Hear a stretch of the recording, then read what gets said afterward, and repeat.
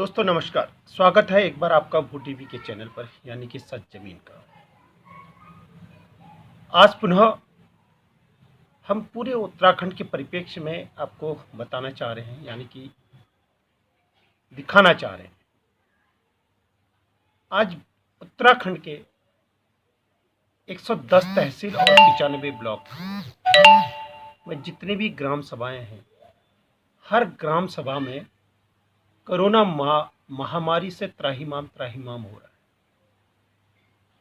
जैसे कि पहले वाले वीडियो में भी भूटीपी ने आपको बार बार अवगत कराया है, बताया है और सरकारों को सुझाव भी दिया है कि आप स्कूल, कॉलेजेस और होटल्स को एक्वायर कर लीजिए और वहाँ पे आप अपना कोविड सेंटर बना दीजिए। यानी कि जिन लोगों को ऑक्सीजन नहीं मिल रही है उन लोगों को ऑक्सीजन वहाँ पे प्रोवाइड करवा के, जो लोग अपने होम क्वारंटाइन से बाहर आ रहे हैं, हॉस्पिटलों की तरफ देख रहे हैं, उनके लिए सुविधा कीजिए। अब आज गांव के परिप्रेक्ष्य में अगर देखा जा रहा है तो गांव के परिप्रेक्ष्य में हर घर से एक और दो या तीन चार व्यक्ति वहां पे कोरोना से पॉजिटिव है। लेकिन समस्या वहां पे ये है कि वहां पे उनका आरटीपीसीआर टेस्ट नहीं हो रहा है।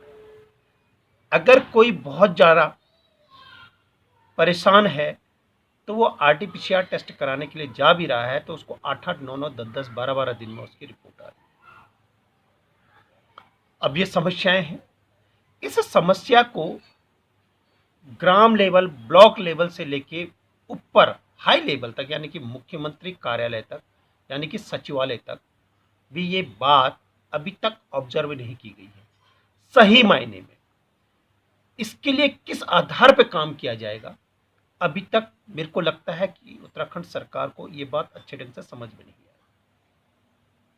आई। जब भूटीपी गांव-गांव में वहाँ के ग्राम प्रधानों, वहाँ के डॉक्टरों और इस राज्य की इकोनॉमी को अपने कंधे में ढोने वाली यानी कि अपने सर में ढोने वाली एकमात्र जो वीरांगना है, महिलाओं से जब हमने बात करी तो महिलाओं की ये सोच उभर के आई कि जिस प्रकार से सरकारें जब वोट मांगने घर घर जाती है और मतदान करने के लिए हमें बूथ दिए जाते हैं तो एक एक मत को हम सवेरे 8 बजे से लेकर शाम 5, 6, 7, 8 बजे तक यानी कि 12 घंटे तक अपने काम धाम निपटा के सबका नंबर उसमें आ जाता है।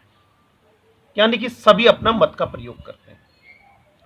ठीक उसी प्रकार से भूटीपी राज्य की सशक्त महिलाओं के माध्यम से आए हुए सुझावों से आप तक ये सुझाव पहुंचाना चाहता है कि राज्य की निर्वाचन आयोग का अब जागने का समय आ चुका है। जिस प्रकार से ग्राम प्रधान, क्षेत्र पंचायत और जिला पंचायत के चुनाव जब एक साथ होते हैं यानी कि पंचायती राज के चुनाव होते हैं, उस समय राज्य का चुनाव आयोग ही उस काम को कराता है और प्रत्येक ग्राम सभा में वोटिंग का बूथ होता है और 3 चुनावों में मत देने के लिए एक व्यक्ति को लगभग 10 से 15 मिनट लगता है। अगर ठीक इसी पैटर्न में अगर हर गांव में प्राथमिक स्वास्थ्य केंद्र के माध्यम से या अपने निजी स्टाफों को भेजने के बाद हर ग्राम समाज में एक एक बूथ पर हर किसी का आरटीपीसीआर टेस्ट हो जाए तो कैसा रहेगा? क्योंकि मुझे लगता है ये पूरा यज्ञ ज्यादा से ज्यादा 10 या 12 घंटे का होगा। जिन लोगों को लक्षण है उन लोगों का आरटीपीसीआर टेस्ट कराने के बाद 2 से लेकर 3 दिन के बाद उसको उनको दे दिया जाए। जिन लोगों को लक्षण नहीं है आरटीपीसीआर सबका कराया जाए, लेकिन जिन लोगों को लक्षण नहीं है उनको धीरे धीरे बाद में उनका टेस्ट दिया जाए, उनकी रिपोर्ट उनको दी जाए। ये एक दिन में सारा कलेक्ट करने के बाद ग्राम प्रधानों के माध्यम से नोटिस, ग्राम प्रधानों की वहाँ ड्यूटी लगाई जाए, ग्राम पंचायत अधिकारी की ड्यूटी वहाँ लगाया जाए और एक एक डॉक्टर और एक एक टेक्निकल स्टाफ पूरा किट वहाँ लेके जाया जाए। उनके पूरे आधार कार्ड के आधार पर उनका एक एक बुजुर्गों का अलग, 18 से लेके 44 साल के लोगों का अलग और 18 साल से नीचे जो बच्चे हैं उनका टेस्ट अभी नहीं हो रहा है। 1,20,00,000 की जनता के बीच में हमें ऐसा लगता है कि आपके पास अगर 30 से लेकर 40% बच्चे 18 से नीचे के निकाल दिए जाएं तो आपके पास 80 लाख की जनसंख्या होती है। 80 लाख की जनता ही यहाँ वोट देती है। जो वोट देती है उनका आरटीपीसीआर टेस्ट कराना नितांत आवश्यक है। जो गफलत की स्थिति आ गई है, जो गांव में आज की डेट में आरटीपीसीआर टेस्ट करा रहा है, अगर वो पॉजिटिव आ रहा है तो पूरे गांव में इस प्रकार की स्थिति आ रही है कि उसको एक प्रकार से ऐसा अनटचेबल स्थिति में उसको लिए आ रहे हैं, यानी कि एक दूर उसको रख दिया जा रहा है, उससे डर और भय का माहौल हो रहा है, उसके घर में कोई जा ही नहीं रहा है। ऐसी स्थिति आ गई है।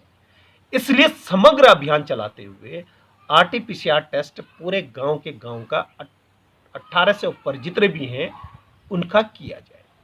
उसके लिए हमने आपको नियम बता दिए हैं कि आप प्रत्येक ग्राम सभा का जो बूथ होता है उसमें जिस प्रकार से आपका ग्राम प्रधान, क्षेत्र पंचायत और जिला पंचायत का एक दिन में वोटिंग होता है, इन 3 वोटों को देने में एक व्यक्ति को 10 से 15 मिनट लगते हैं और एक आरटीपीसीआर टेस्ट होने में आपको मुश्किल से 5 मिनट लगेंगे।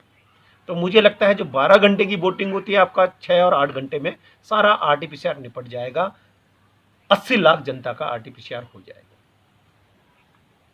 ग्राम प्रधानों के माध्यम से आप उनको कलेक्ट कर लीजिए और उसके बाद आप गढ़वाल मंडल और कुमाऊं मंडल में आप सुशीला तिवारी और आपका एक जगह और है गढ़मुक्तेश्वर, वहां पे जाके वो यूरोलॉजी में आप टेस्ट करवाइए और 2-4 यूरोलॉजी सेंटर और बढ़ा दीजिए।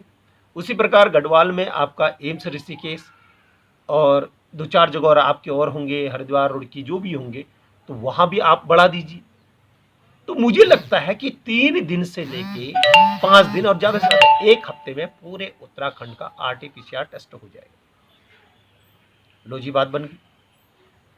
अब उसके बाद जिन लोगों का आप आरटीपीसीआर बूथ में कराएंगे उन परिवारों को आप 5-5 हजार रुपये देने के लिए हमने आपसे कहा है, निवेदन किया है और आपने उसको माना भी है, स्वीकार भी किया है। और परसों में देख रहा था कि यहाँ के पूर्व मुख्यमंत्री हरीश रावत जी ने भी हमारे जो हमने सुझाव दिए उसमें उनके बाद भी उनका एक स्टेटमेंट देख रहा था अखबारों में कि नहीं, वर्तमान समय में पहाड़ी परिप्रेक्ष्य में रहने वाले लोगों के लिए या पूरे उत्तराखंड के लोगों के लिए 3 से लेकर 4-5 हजार रुपये, 3 हजार तो मिनिमम आप दे ही दीजिए। उसमें ऑक्सीमीटर और किट अलग से दे दीजिए।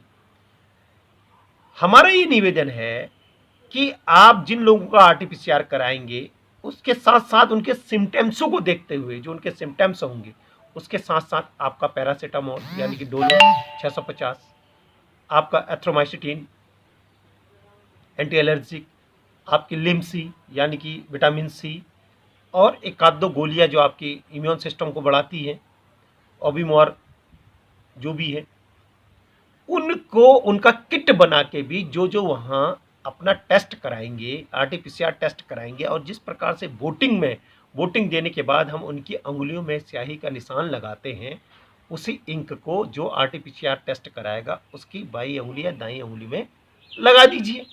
दाईं अंगुली में आदमी का लगा दीजिए और बाईं अंगुली में औरत का लगा दीजिए।